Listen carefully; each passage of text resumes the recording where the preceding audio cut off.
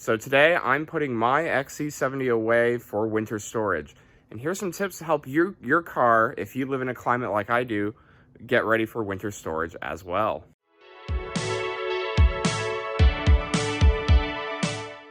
So unfortunately, I live in a climate where I'm required to, if for a car at least like this, where I want to keep nice, put it away for winter. And well, I've actually already put away my S60 for winter. It's time to actually get my XC70 ready to store as well. Normally, if I could, I would store this on site where I live. However, I currently live in a place with a one-car garage, so I am renting a space not too far away from my house. So I just want to make sure I get everything ready to put it away for not seeing it for a couple months. And I've got a couple tips that might potentially help you if you need to put your car away as well. So my first tip actually has to go for in terms of washing the car, and for that, it's not really conducive to wash a car, right now because it's about 20 degrees, and two, because of timeline continuity, I did that yesterday at the car wash. So we're gonna cut to that piece right around now.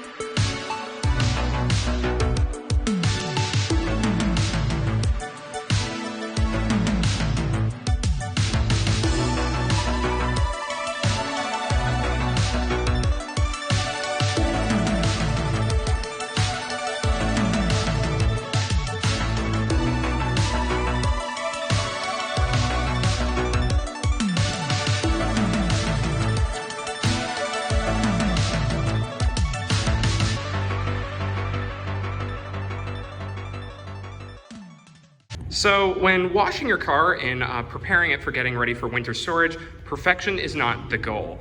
As you can see from the clips I posted before, I've just gotten done getting this ready.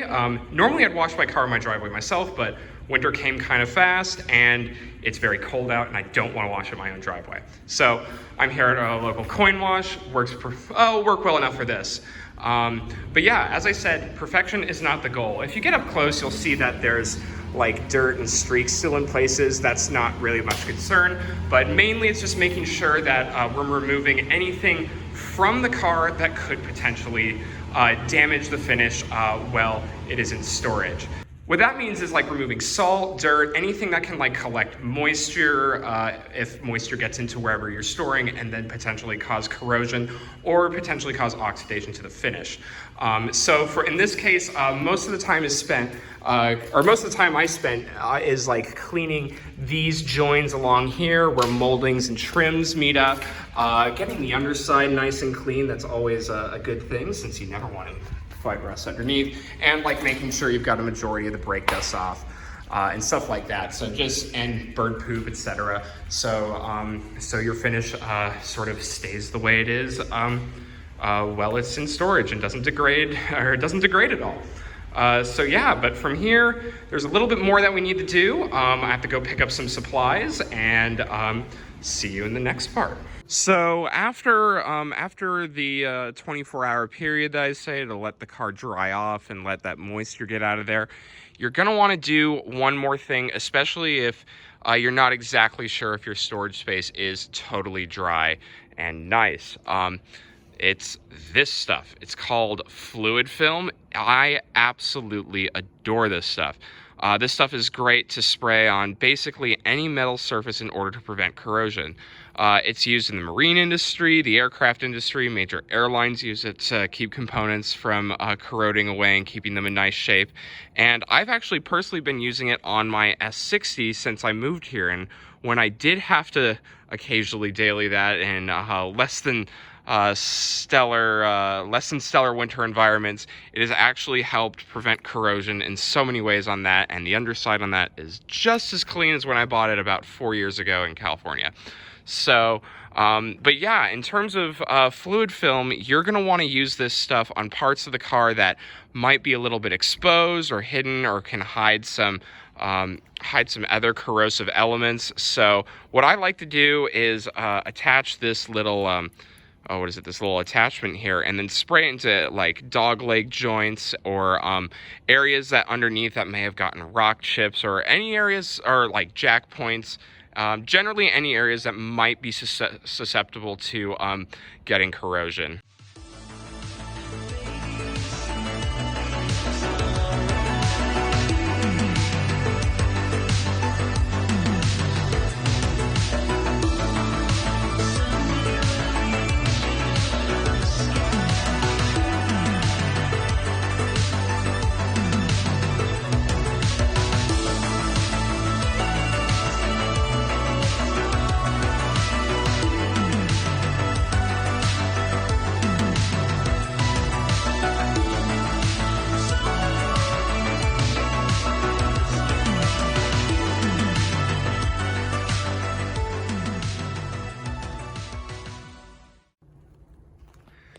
So yeah, I went in and I just sprayed all the fluid film in places where I was a little bit concerned about corrosion potentially popping up. If I were driving this car throughout the winter, I'd prefer to jack it up and spray the entire underneath, but since it's not going to be exposed to salt on the regular, I really didn't find it. I don't really find it necessary in order to completely undercoat the entire thing. I just did joints like where the rear fender meets the bumper, and then in potentially rust-prone locations like the dog leg. And while this does look quite messy, this stuff is actually totally safe to be used on paint, and it comes off without a problem. So when I do my major detail in the spring, all that stuff will essentially just spray off, or if it's a little bit, if it becomes a little bit tacky, it just wipes off with some soap and water. Next, though, we need to talk about fuel. And contrary to popular belief or legend, it isn't necessarily great to keep your tank completely empty over the winter. From my understanding, this is because any remaining moisture in the tank can can sort of build up and then cause corrosion to other components in the fuel system. So it's actually best to store your car absolutely brim full with fuel, and the best quality fuel that you can get possible. So I put a full tank of premium in this yesterday, and though it isn't exactly necessary, it also is a good idea to add a fuel stabilizer. So over here, yesterday I picked up some Stabil, and gonna go through, check the calculation, and add the correct amount for what this wagon takes.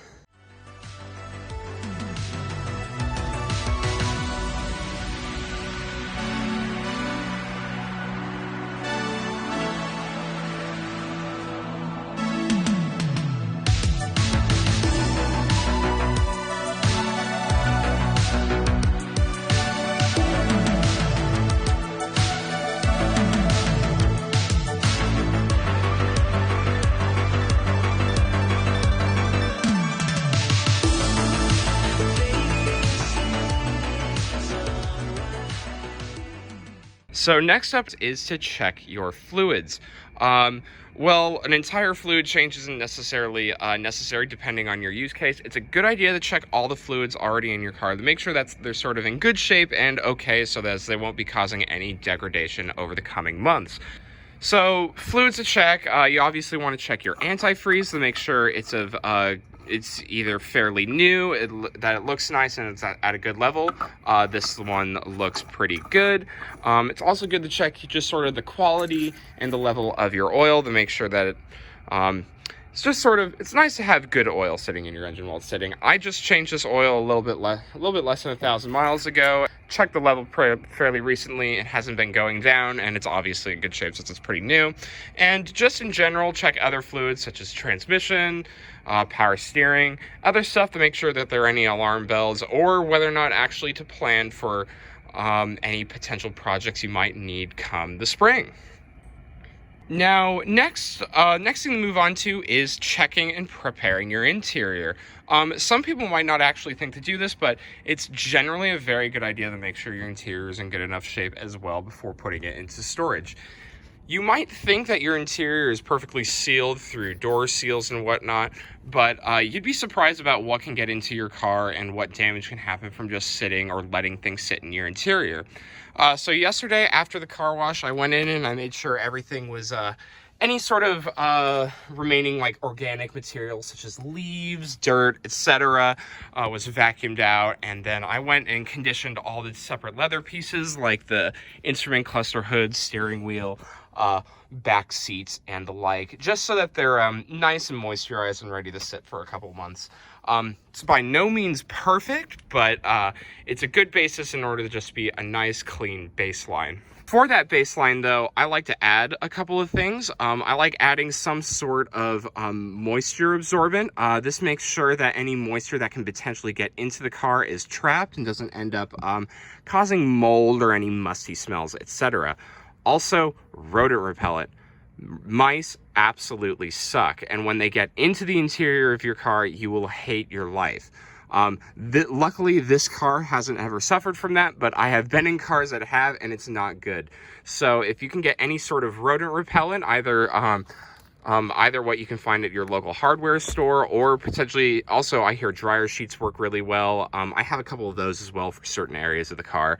But adding that to your interior right before you're about to leave it is generally a very good idea. And the last thing I like to do before putting a car away for the winter is make a list.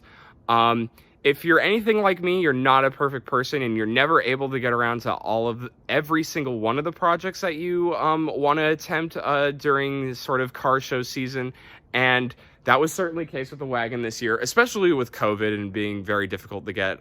It's made it a lot more difficult getting parts for certain projects, etc. So I just sort of went around the car, looked at all the different things that are little niggling pieces that I wanted to get done, and then created a list of what I want to get done for next spring. It doesn't necessarily need to be exhaustive, but it's just whatever that generally stuff that you just wanted to get done but weren't able to get around to. I find that having that list over the winter when you're not able to necessarily put your hands on the car is good for when you're ordering parts and prioritizing what you want to do. You'd be surprised what you forget if you don't write it down. So make a list of what you want to get done next spring and stick to it over the winter when you're preparing for it. So now the wagon should be totally ready for going into its deep winter slumber. Like I said, I'm unable to keep the car on site, so I am renting a garage a couple miles from my house.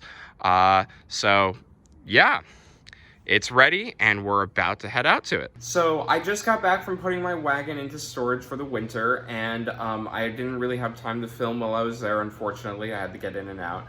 But yeah, I hope these tips can help you understand what's good to look at before putting your car away for the winter, and that they can help you in the process as well. And so until next time.